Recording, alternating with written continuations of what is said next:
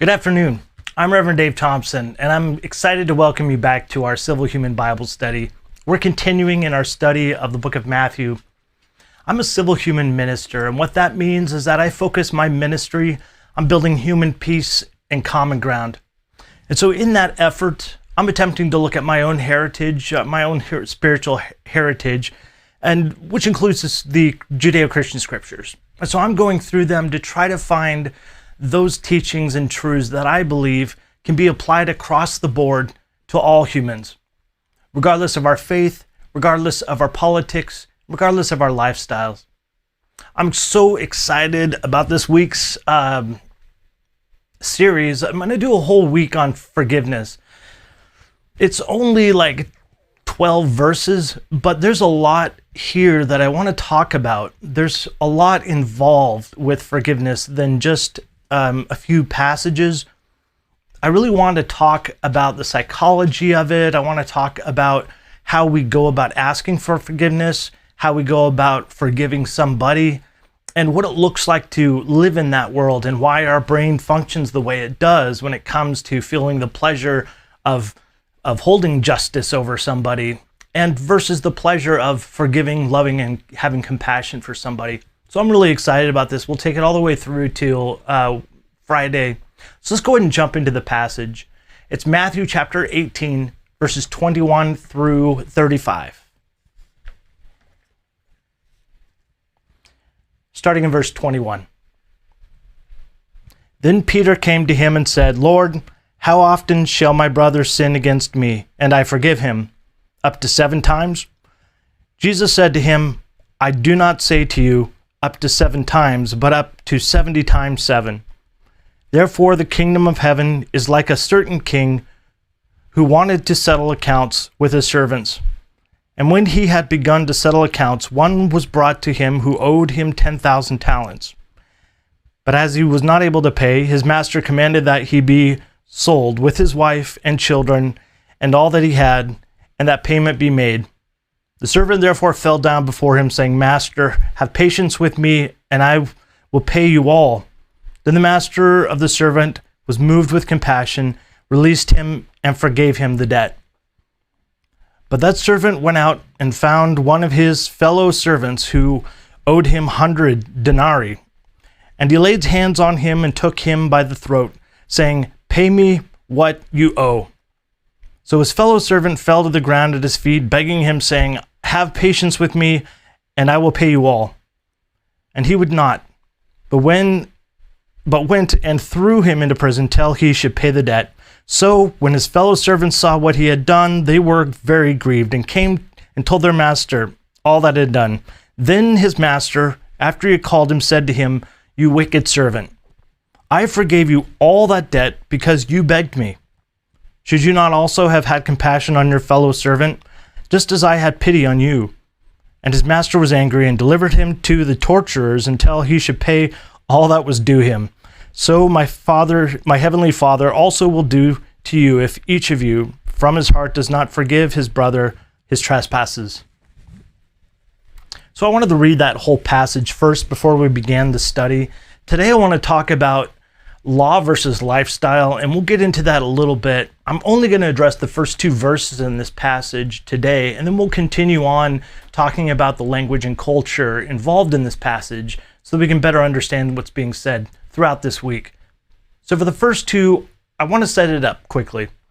What's going on right now in this passage? So Matthew is giving us an account of Jesus talking about a brother or a sister who has wandered off, or who has decided to live their life in a way that is going to provide a lot of tragedy and a lot of bad costs and consequences to them. And so he's given the disciples this lesson that if somebody goes off and does something and makes his choices that are going to be bad, go to them, find out what's going on, have compassion on them, and bring them back into a lifestyle that will yield good things for them. And then he explains how you go about doing that. One-on-one, then with the leaders, then with the church, and then if they don't end up turning around, to let them live their life and do what they want to do. So now Peter is is an apostle or a disciple student of Jesus who gets a lot of face time in the scriptures, probably because he just seems to be a boisterous individual and kind of wants to be the one in charge. And so he steps up and probably out of an effort to demonstrate how forgiving he is, he says, how many times should I forgive my brother? 7 times? Now that seems like an arbitrary number, right? 7. Why did he choose that number? There's a reason for that. I mean, there's a couple different takes on it, but the one that I feel is most convincing, in the Old Testament, it was sort of set in Jewish history that the Lord forgives 3 times. It comes from the book of Amos, but essentially it's this, that you get to forgive your brother 3 times. It's sort of a law. And after that, it's up to you. You're not held accountable to it. You can do whatever you want. So when Peter stands up and says, hey, how about I forgive my brother 7 times? So it's not only just double what the law requires, but he's already throwing another one in there already. And then Jesus turns around and completely destroys this pedestal that he's standing on by saying, no, not 7 times. You need to forgive your brother or sister 70 times 7. Now, is there some mathematical importance to that? There's a couple people who do believe that. I don't think it's necessary for this verse, because what I think Jesus is obviously pointing out is it's not just about the law and what you're required to do, but it's actually about a lifestyle, a way of living that gives us the opportunity to forgive people. And it's not because it's a burden, but it's because it's a blessing to us, because it's a good thing for us. There's no limit, in other words, to forgiving people. One of the first things that I probably saw in this passage was that there are times when I have had people in my life who I've forgiven a number of times, and yet they come back, and I have to ask myself the question, should I continue, in this relationship or friendship and move forward, because this person keeps making substantial mistakes and it costs me things to do that. And in Jesus saying here, well, if it's 7 times, that's not enough. You need to be in a constant place of forgiveness. That seems like a little bit of an abusive relationship at first to me when I was looking at it, because I would think that you wouldn't want to continue giving things to somebody who is only going to take them and steal them or do something bad with them in their life. That's not what Jesus is talking about here. That's not the setup that Jesus is laying out here for Peter and for his students. Jesus is talking about a lifestyle change. There's a difference, and there's an important aspect to that difference. Over the next few days, I want to talk about what happens in the brain, neurochemically speaking, from a psychological perspective, purely from a human perspective. What happens when we keep account of people's wronging us? What happens when we decide to forgive? I want to give you a quick heads up, because I want to get some of this in today for that. When it comes to our bodies, when we respond to forgiveness versus holding account of somebody, we do get some pleasure from feeling the justice of somebody wronging us and us having the power to demand their justice. That gives us a sense of power, and it gives us a sense of fulfillment, and actually dopamine, a release of a hormone in our body that makes us feel good and also cements an idea in our head. Problem with that, it also comes with the stress of the hurt and the relationship. So you start using dopamine and you've already got stress hormones, cortisol, norepinephrine, for those of you who are neuropathologists. In other words, it may feel good at first, but the cost of that is substantial.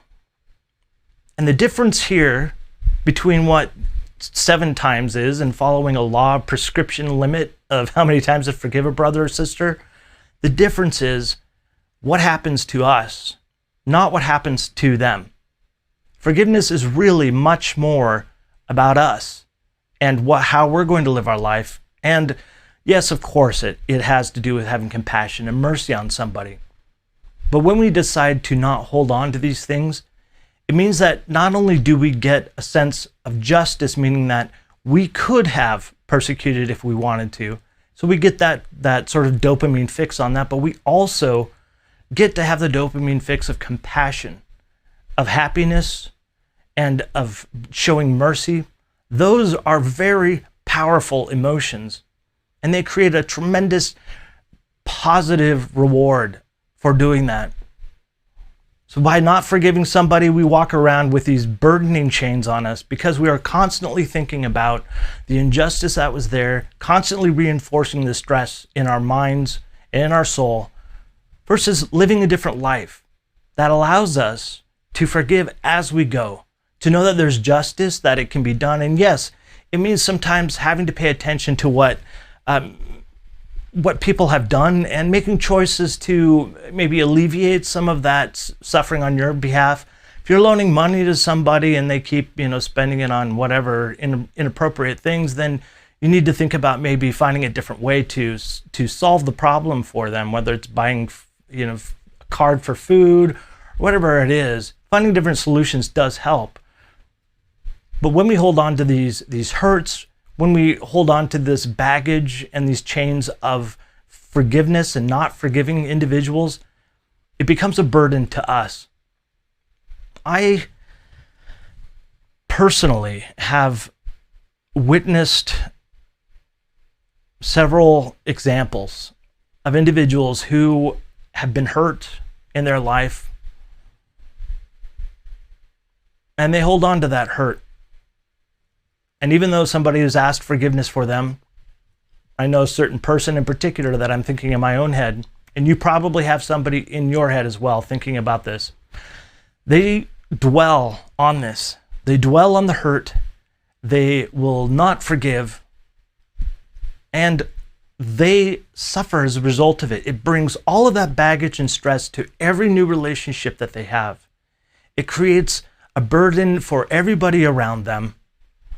And this memory continues to fester and grow, and more negative stress hormones are played out in our bodies, which is hard on the heart and on the mind. The stress hormones are difficult for our bodies to have over the long term. Forgiveness is about having a happy life. And I know one in particular person that I ended up having to deal with that, I hurt. And by saying something that was just not a good thing to say, it was, in the heat of the moment. A lot of us have anger, things that we get to work on in our lives. And it took a while to finally have them come around, but they did. And it really changed the way that they started to look at life. I knew that their friend talked to me and said, wow, they're really a different person now. And because they've walked through this process. And it's a real encouragement to see that in others, but also to have it in ourselves, to be able to walk forward, not with the baggage of the past, but with the welcoming, pleasure of knowing that we won't be held back by that. There's one more thing that I'd like to say. This is a universal law. Forgiveness is not a Jesus thing. It's not a Christian thing. Although both encapsulate those, this is a universal law of the universe, that when we follow forgiveness, we end up creating a happier life and a more fulfilled life than we do if we don't forgive. And why do I say that? Why is that the case? Whether you come at the universal truths of your life by scriptures and by Jesus and the history of your faith, and that God created the universe, and so therefore the universe's laws are universal to everybody. And so by living in these ways, it will always, in every context, generally speaking, create happiness as opposed to negativity.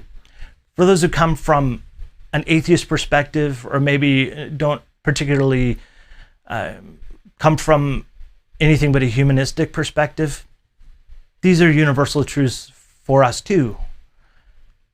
You know, we look at the universe, even if we don't believe that there is a God out there who created it, nonetheless, there are universal truths. And this one truth I want to share with you: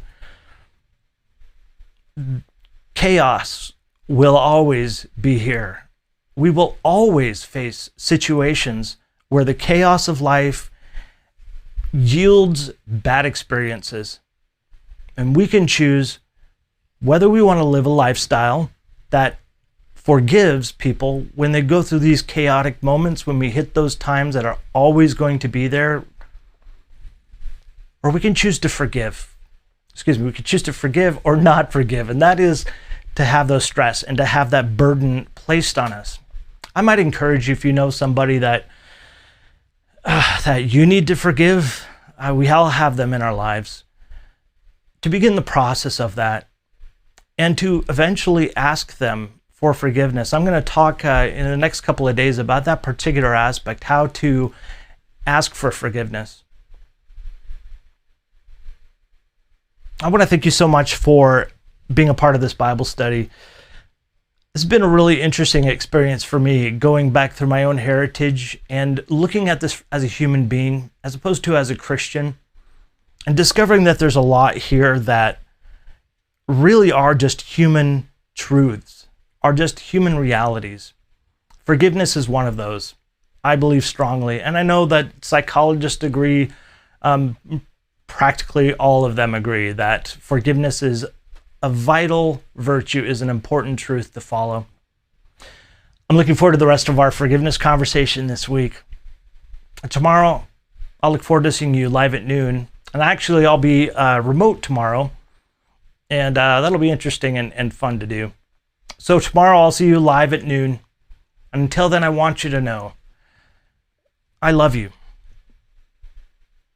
I hope you choose to love yourself. It's the only love in this world and the only thing that we can control. And now I invite you to join me as we go about the rest of our day, loving our neighbors the same way. Thank you.